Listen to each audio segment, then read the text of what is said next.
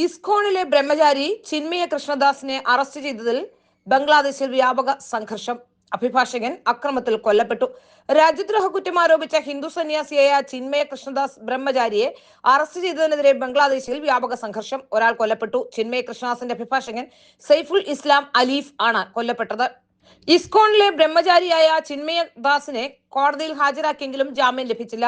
തുടർന്ന് ജയിലിലേക്ക് കൊണ്ടുപോകുന്നത് അനുയായികൾ തടഞ്ഞു. പിന്നീടുണ്ടായ സംഘർഷത്തിലാണ് അഭിഭാഷകൻ കൊല്ലപ്പെട്ടത്.